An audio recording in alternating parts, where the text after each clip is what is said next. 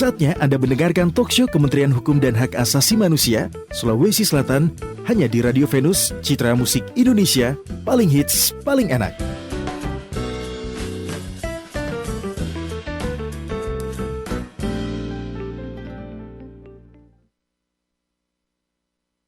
Ya, 97,6 FM Venus Citra Musik Indonesia, paling hits, paling enak. Nah, seperti yang sudah saya janjikan tadi pecinta Venus, kita akan ngobrol bersama dua narasumber spesial kita kali ini di talkshow bersama Kantor Kementerian Hukum dan HAM wilayah Sulawesi Selatan. Kita langsung sapa beliau nih. Di studio sudah ada Ibu Ibtu Ramlah Kalale Esa. Selamat pagi, Assalamualaikum Ibu. Waalaikumsalam, selamat pagi. Ini perdana di Radio Venus Bu Rahmala ya. Betul Pak. Silakan dipakai headsetnya Bu. Nah, di studio juga sudah hadir ini dari akademisi Universitas Hasanuddin, ada Bapak Syarif Sadam Rifani Parawansa. Assalamualaikum, selamat pagi Pak. Waalaikumsalam warahmatullahi. Selamat pagi Mas. Bagaimana kabarnya semua ini? Puasanya lancar? Kue lebaran aman? Aman. Alhamdulillah. Tapi hari ini dikasih jeda dulu kesibukannya di kantor, kesibukannya menyambut lebaran. Kita menyapa dulu pencinta Venus ya, Ibu Ramla dan Pak Syarif, terkait tema kita yang tentunya sangat penting ya untuk kita ketahui bersama mengenai tugas manajemen pengawasan dan semua hal tentang PPNS. Nah, tentu ada yang masih awam dengan PPNS itu sendiri. Pak Syarif, ini mohon bantu jelaskan untuk pencinta Venus, sebenarnya PPNS itu apa sih? Ya, baik, terima kasih. Assalamualaikum warahmatullahi wabarakatuh. Selamat pagi, salam sejahtera untuk kita semuanya. Jadi penyidik PPNS itu atau penyidik pegawai negeri sipil itu adalah penyidik yang diangkat oleh kementerian atau lembaga tertentu dalam status sebagai pegawai negeri sipil. Ya, jadi di dalam Kitab Undang-Undang Hukum Acara Pidana itu diatur ada dua bentuk penyidik berdasarkan pasal 6 KUHAP ya. Jadi penyidik itu ada dua. Yang pertama adalah penyidik Polisi Negara Republik Indonesia atau penyidik Polri. Yang kedua adalah penyidik pejabat pegawai negeri sipil tertentu yang diberi wewenang khusus oleh undang-undang. Seperti itu. Jadi ada dua penyidik, satu penyidik Polri dan satu penyidik pegawai negeri sipil. Oke. Dan tugasnya?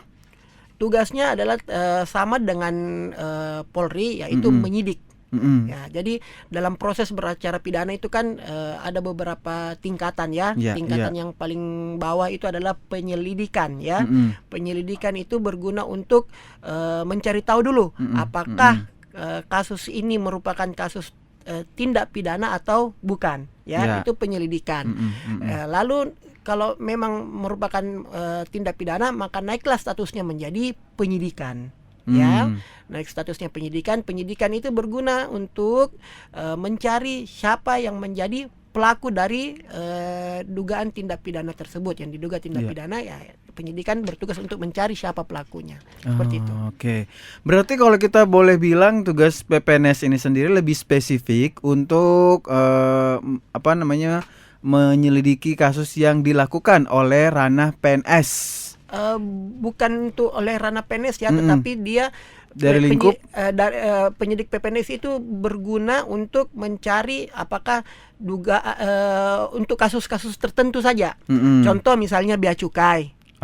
Bea cukai ada penyidik PPNS-nya tersendiri. Berarti tiap lembaga punya PPNS tersendiri. Tiap lembaga punya PPNS-nya tersendiri. Satpol PP punya juga PPNS-nya tersendiri. Di perhubungan, Departemen Perhubungan, Dinas Perhubungan itu memiliki penyidik pegawai negeri sipilnya tersendiri. Imigrasi punya juga, BNN punya juga. Jadi dia diberi wewenang khusus berdasarkan undang-undang khusus. Gitu. Termasuk juga instansi pemerintah ya. Ya, termasuk juga dengan instansi pemerintah seperti Satpol PP, dia juga memiliki penyidik pegawai negeri sipilnya tertentu. Oke. Kalau langsung kita ambil satu contoh yang lagi viral, kasus Bapak Mario. Ya. Nah, apakah ini termasuk? Kalau terkait dengan kasusnya Pak Mario ini, kita lihat dulu wewenangnya, siapa yang berwenang. Diatur itu kan diatur tersendiri di dalam undang-undang khusus ya. Ya. Kita lihat apakah memang yang berwenang itu adalah penyidik Polri ataukah yang berwenang itu adalah penyidik dari dari kantor pajak sendiri. pajak. Iya. Iya, Jadi iya, iya. kita kembali lagi kepada peraturan khususnya siapa yang berwenang untuk itu, karena setiap penyidik kan memiliki tugas dan fungsi wewenangnya tersendiri, terkhusus karena diatur oleh undang-undang khusus. Contoh misalnya kalau kayak bea cukai. Iya. Bea cukai kan tidak mungkin yang turun di bea cukai kan tidak mungkin penyidik Polri ya. Tidak mungkin dari perhubungan. Tidak mungkin ya. Yang turun itu langsung adalah penyidik dari bea cukai. Gitu. Oke. Tapi kalau kita menarik benang ke belakang, sepertinya PPNS ini baru ada itu beberapa tahun terakhir ya. Tidak juga, karena sudah diatur di dalam KUHP sebenarnya. Dasar hukumnya itu adalah di KUHP ya, di KUHP Kitab Undang-Undang Hukum Acara Pidana. Jadi memang sudah lama diatur tentang penyidik PNS itu, tetapi mungkin bagi orang awam mungkin baru terdengar penyidik PNS itu sendiri ya, karena selama ini kan yang terdengar hanya penyidik Polri ya, dan sedikit-sedikit dengar-dengar berita KPK ya, gitu. penyidik KPK, penyidik kejaksaan dan lain-lain sebagainya. Mungkin bagi orang awam penyidik PNS itu mungkin baru terdengar, mungkin terasa oh ada ya ternyata penyidik pegawai negeri sipil itu ternyata ada, dan memang sudah lama ada di dalam KUHP itu, diatur di dalam KUHP itu sendiri. Oke. Ke Ibu Ramlah terkait dari fungsi PPNS dan juga Polri sendiri. Bagaimana korelasi antara keduanya nih, Polri dengan PPNS itu sendiri? Baik, terima kasih. Assalamualaikum warahmatullahi wabarakatuh. Di sini akan sedikit saya jelaskan terkait bagaimana manajemen pengawasan PPNS. Mungkin sedikit saya lebih awal menjelaskan bahwa kami dari Kepolisian Direktorat Kriminal Khusus Polda Sulawesi Selatan lebih ke fungsi Korwas, koordinator dan pengawasan PPNS sebagai dasar, yaitu Perkap nomor 6 tahun 2010 tentang manajemen. Kemudian juga di Perkap 20 tahun 2010 tentang koordinasi dan pengawasan. Adapun bentuk koordinasi dan pengawasan terhadap PPNS, yang pertama masalah koordinasi lebih ke ketika teman-teman PPNS menangani suatu perkara, maka tugas Polri di sini lebih ke bagaimana alur penyidikan yang dilakukan oleh PPNS, maka teman-teman dari Korwas memberikan bantuan. Ada beberapa bantuan yang diberikan itu. Yang pertama bantuan teknis, bantuan taktis, bantuan konsultasi, bantuan penyidikan. Kemudian ketika teman-teman dari PPNS menangani kasus, maka mereka mengirimkan SPDP ke Kejaksaan melalui Polri. Jadi saya sudah jelaskan tadi bahwa dalam bentuk bantuan teknis, taktis, upaya paksa, bantuan konsultasi maupun bagaimana menyempurnakan dan mempercepat berkas perkara. Kemudian ketika menerima berkas perkara, PPNS meneruskan ke Jaksa Penuntut Umum. Kemudian ketika itu perkara hendak dihentikan, tetap ada pemberitahuan dari teman-teman PPNS. Kemudian bantuan lain yaitu adanya rapat secara berkala, seperti ketika teman-teman menangani kasus, karena di teman-teman PPNS itu lebih ke wasmat, pengawasan dan penelitian. Kalau kita di kepolisian lebih ke penyelidikan. Jadi saya kira sama tadi apa yang disampaikan Pak Ivan terkait masalah penyelidikan, saya kira sudah dijelaskan. Saya hanya membahas bagaimana koordinasi, pengawasan dan pembinaannya. Kemudian di segi pengawasan, Korwas PPNS juga selalu hadir dan memberikan petunjuk, apakah itu dalam gelar perkara yang dilaksanakan oleh PPNS. Jadi setiap ada kegiatan tetap PPNS diundang untuk maksud saya Korwas PPNS tetap diundang untuk melakukan bantuan pendampingan. Kemudian Korwas PPNS juga meminta meneliti laporan kemajuan yang dilaksanakan oleh teman-teman dari PPNS. Jadi setiap saat kita memberikan pendampingan, baik itu bantuan personil maupun dengan bantuan teknis taktis lainnya, seperti mungkin dalam kasus membutuhkan pendampingan personil, Korwas PPNS tetap senantiasa untuk melakukan pendampingan. Kemudian Korwas PPNS juga senantiasa melaksanakan pendataan instansi wilayah tentang penanganan perkara yang ditangani oleh teman-teman PPNS. Kemudian secara berkala juga Korwas PPNS juga melaksanakan ANEF, pelaksanaan tugas yang dilaksanakan oleh PPNS. Kemudian dalam bentuk pembinaan,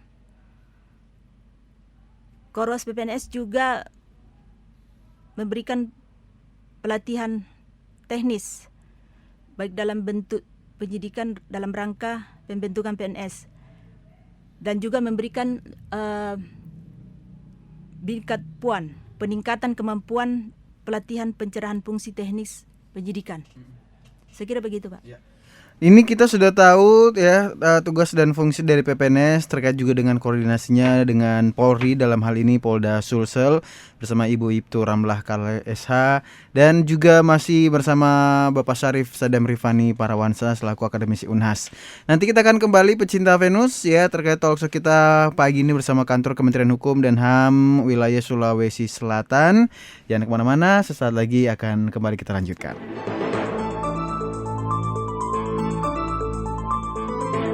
Jangan kemana-mana, talkshow Kementerian Hukum dan Hak Asasi Manusia akan kembali lagi hanya di Radio Venus.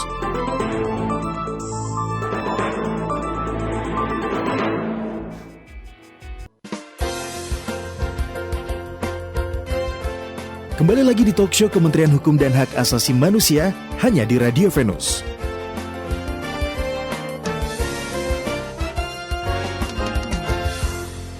97,6 FM Venus Citra Musik Indonesia, paling hits, paling enak. Kembali lagi di talkshow Kementerian Hukum dan Hak Asasi Manusia kantor wilayah Sulawesi Selatan bersama dua narasumber kita dari Akademisi Universitas Hasanuddin Makassar, ada Bapak Syarif Sadam Rifani Parawansa dan Ibu Ibtu Ramlah dari Polda Sulsel. Nah, kita tadi udah berkenalan dengan PPNS itu apa sih, tapi kita mau tahu juga nih Pak Syarif, syarat apa saja sih yang perlu gitu loh untuk diangkat menjadi PPNS?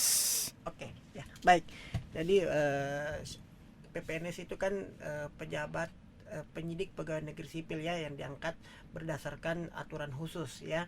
Jadi mereka untuk diangkat sebagai penyidik pegawai negeri sipil itu memiliki beberapa syarat ya. Yang pertama adalah pejabat pegawai negeri sipil itu pertama diangkat oleh menterinya masing-masing ya. Kalau memang dia di Kementerian Hukum dan HAM, dia diangkat di Menteri Hukum dan HAM. Kalau dia di pajak diangkat oleh Menteri Keuangan ya. Itu yang pertama. Yang kedua, untuk dapat diangkat menjadi pejabat PPNS itu harus memenuhi beberapa persyaratan. Yang pertama, masa kerja sebagai pegawai negeri sipil itu paling singkat 2 tahun. Ya, jadi harus mengabdi dulu sebagai pegawai negeri sipil. Harus mengabdi dulu sebelumnya ya? Ya, harus mengabdi dulu sebelumnya di instansi masing-masing. Di instansi masing-masing paling singkat 2 tahun. Yang kedua, berpangkat paling rendah penata muda dan bergolongan 3A. ya. Yang ketiga, berpendidikan paling rendah sarjana hukum atau sarjana lain yang setara. Jadi penyidik PPNS itu tidak hanya sarjana hukum, tetapi juga bisa juga jadi atau bisa juga dari sarjana-sarjana lain yang setara yang dibutuhkan sebagai penyidik pegawai negeri sipil. Yang keempat, bertugas di bidang teknis operasional penegakan hukum. Contohnya ya Satpol PP, Bea Cukai, pajak dan lain-lain sebagainya. Sehat jasmani dan rohani yang dibuktikan dengan surat keterangan dokter pada rumah sakit pemerintah. Yang keenam, setiap unsur penilaian pelaksanaan pekerjaan dalam daftar penilaian pelaksanaan pekerjaan PNS bernilai baik dalam kurun waktu 2 tahun terakhir. Jadi dia harus memiliki hasil pekerjaannya yang baik dulu selama 2 tahun. Dilihat berkelakuan baik ya. Mungkin seperti itulah, performansnya, penampilannya dan lain-lain sebagainya itu minimal 2 tahun. Yang terakhir itu mengikuti dan lulus pendidikan dan pelatihan di bidang penyidikan. Jadi untuk diangkat sebagai penyidik PPNS itu dia harus mengikuti pendidikan dan pelatihan dulu selama kurang lebih 3 bulan ya Bu ya. Selama kurang lebih 3 bulan untuk diangkat sebagai penyidik pegawai negeri sipil. Oh, oke. Saya kira ada CPNS-nya tersendiri ini baru mau daftar. Jadi harus jadi PNS terlebih dahulu ya karena PPNS ini diangkat dari PNS itu sendiri, dari instansi masing-masing. Kalau boleh saya tambahkan juga contoh seperti misalnya BNN ya Bu ya. Di BNN itu Badan Narkotika Nasional itu dia memang memiliki pengangkatan khusus untuk penyidik BNN. Di BNN dia ada salah satu contohnya teman saya itu beberapa tahun yang lalu dia lolos sebagai penyidik di BNN karena dia mendaftar sebagai penyidik PNS di BNN. Gitu. Oh begitu. Iya. Kalau sudah terangkat jadi PPNS, apa aja wewenangnya? Kalau dia sudah terangkat sebagai PPNS, dia memiliki wewenang sama dengan penyidik Polri. Sama dengan penyidik Polri. Yang pertama dia berhak menerima laporan atau pengaduan dari seorang tentang adanya dugaan tindak pidana. Yang kedua, melakukan tindakan pertama pada saat di tempat kejadian. Yang ketiga, menyuruh berhenti seorang tersangka dan memeriksa tanda pengenal. Yang keempat, dia berhak melakukan penangkapan. Ya Bu ya, berhak melakukan penangkapan, berhak melakukan penahanan, berhak melakukan penggeledahan dan penyitaan. Karena penyidik pegawai negeri sipil ini sama dengan penyidik Polri, hanya bedanya penyidik pegawai negeri sipil ini harus berkoordinasi dulu dengan penyidik dari Polri itu sendiri. Jadi tetap harus berkoordinasi walaupun dia juga sama dengan penyidik Polri ya, sama wewenangnya, sama tugasnya dengan penyidik Polri, tetapi dia tetap harus berkoordinasi dulu dengan penyidik Polri. Oke, seperti itu. Nah, Ibu Ramla, ini terkait dengan koordinasi dari PPNS sendiri dengan Polri. Itu seperti apa bentuknya? Saya kira saya sudah jelaskan tadi bentuk koordinasi dengan PPNS. Yang pertama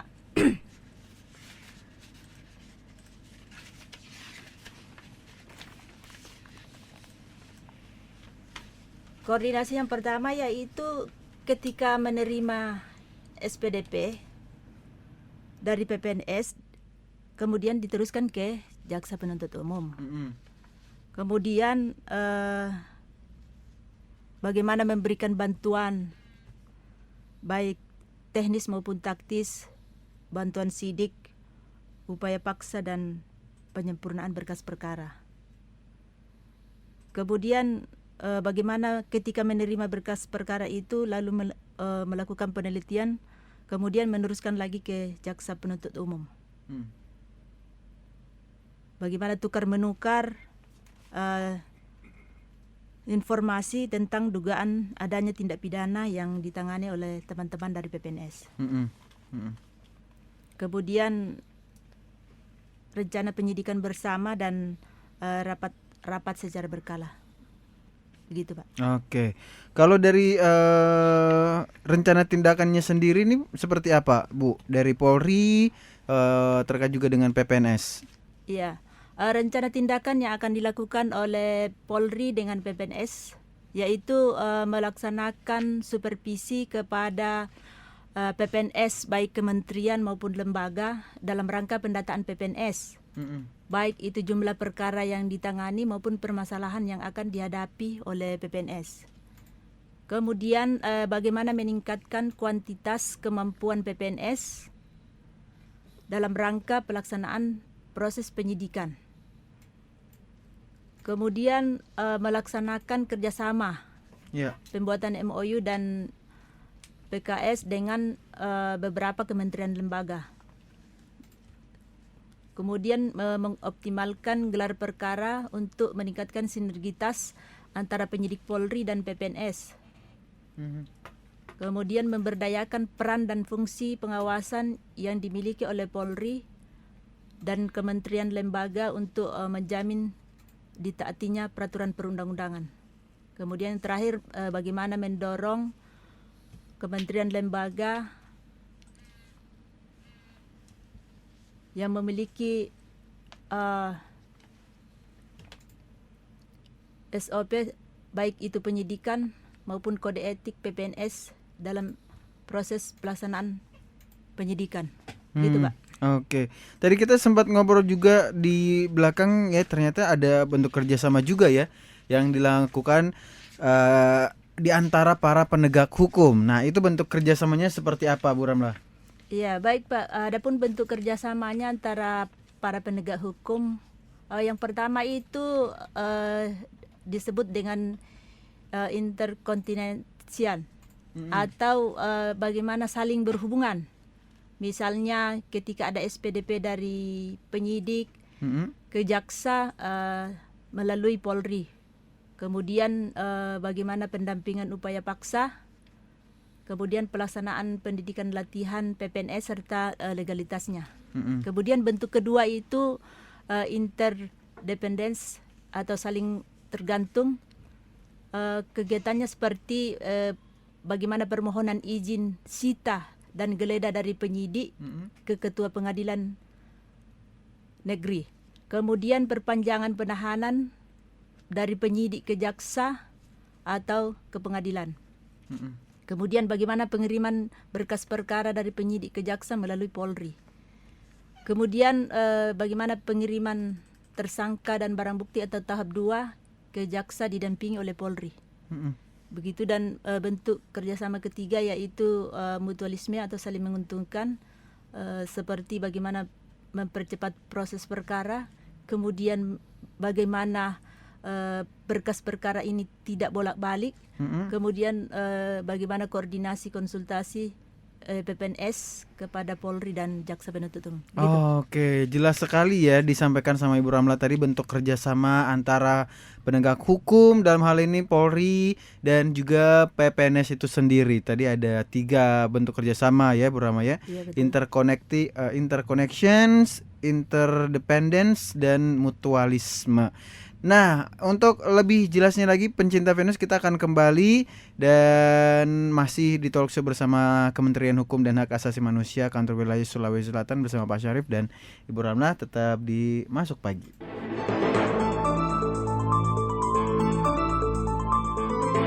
Jangan kemana-mana, talk show Kementerian Hukum dan Hak Asasi Manusia akan kembali lagi hanya di Radio Venus.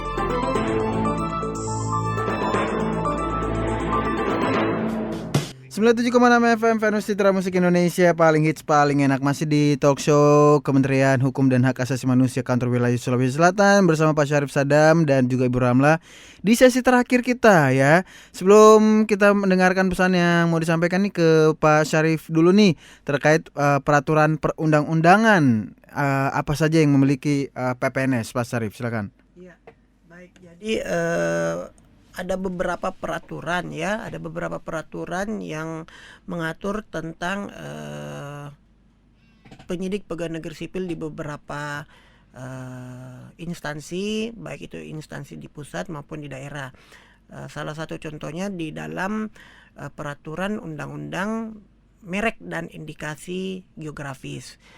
Jadi di dalam undang-undang merek itu dia juga memiliki penyidik ya, memiliki penyidik khusus yang diatur di dalam undang-undang merek dan indikasi geografis itu sendiri.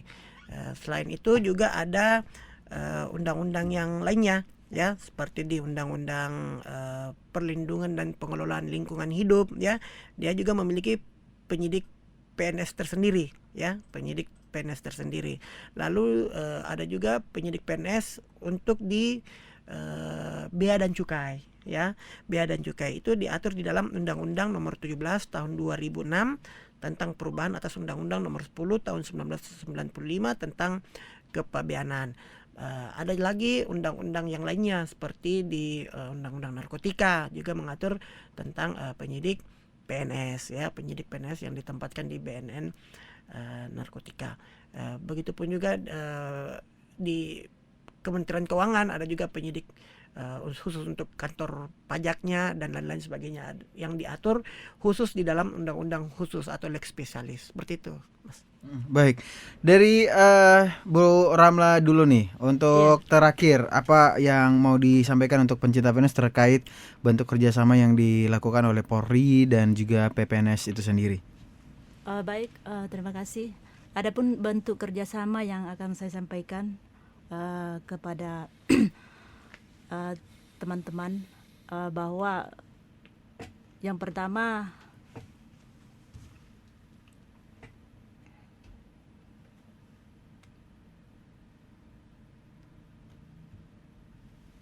ya, silakan Bu. adapun bentuk kerjasama yang akan kami sampaikan bahwa yang pertama ketika teman-teman PPNS menangani suatu perkara, Korwas PPNS akan senantiasa memberikan bantuan pendampingan. Seperti yang saya sudah jelaskan tadi, bantuan pendampingan apa sih yang harus diberikan? Setelah saya jelaskan tadi bahwa adapun bentuk itu, yang pertama itu bantuan teknis, taktis, bantuan konsultasi dan bantuan penyidikan lainnya. Begitu. Oke, kalau dari Pak Syarif, apa yang mau disampaikan untuk pencinta Venus terkait dengan PPNS itu sendiri? Jadi pesan-pesannya ya. Ya. Pesan-pesannya karena di dalam Kitab Undang-Undang Hukum Acara Pidana itu memang sudah mengatur ya bahwa penyidik itu ada dua, ada penyidik Polri dan ada penyidik PNS. Tentu pesan saya penyidik PNS tidak boleh berjalan sendiri ya Bu ya, harus berjalan beriringan, harus terus tentu berkoordinasi juga dengan penyidik Polri sesuai dengan ketentuan peraturan perundang-undangan khusus yang mengatur itu ya. Jadi memang penyidik PNS ini tidak walaupun dia walaupun dia diatur juga ya, diatur di dalam KUHAP bahwa dia ini adalah seorang penyidik, tetapi tentu dia harus juga berkoordinasi terus dengan penyidik Polri ya. Itu karena itu sudah menjadi dasar hukum dari peraturan perundang-undangan itu yang diatur di dalam undang-undang khusus ya. Jadi dia tentu harus berkoordinasi dengan penyidik Polri, bukan begitu ya Bu ya, Ibu Ramla ya? Iya, tentu harus berkoordinasi karena ini untuk menciptakan iklim yang kondusif ya. Jadi tidak ada penyidik yang merasa bahwa dia karena ini wewenang saya ya, ngapain harus berkoordinasi gitu kan. Biasanya kan ada biasa begitu ya, ada tercipta ego sektoral mungkin Bu ya Mas ya. Jadi ya harus tentu berkoordinasi juga dengan penyidik Polri walaupun dia memiliki tugas, fungsi dan wewenang sama dengan penyidik Polri itu ya. Seperti itu Mas. Tapi tetap bersinergi ya. Tetap harus bersinergi. Terima kasih Pak Syarif Sadam Rifani Parawansa selaku akademisi Unhas dan juga Ibu Ibtu Ramla Kalale Esa selaku Kasubsi dan Sidik Korwas PPNS Ditkrimsus Polda Sulsel sudah mampir ke Radio Venus. Sukses semua, sehat-sehat semua dan sampai ketemu di lain kesempatan ya. Terima kasih. Dan untuk pecinta Venus juga terima kasih sudah mendengarkan talk show bersama kantor Kementerian Hukum dan Hak Asasi Manusia Kantor Wilayah Sulawesi Selatan. Jangan kemana-mana karena Masuk Pagi akan kembali kita lanjutkan sesaat lagi. Terima kasih sudah mendengarkan talk show Kementerian Hukum dan Hak Asasi Manusia Sulawesi Selatan. Hanya di Radio Venus, Citra Musik Indonesia paling hits, paling enak.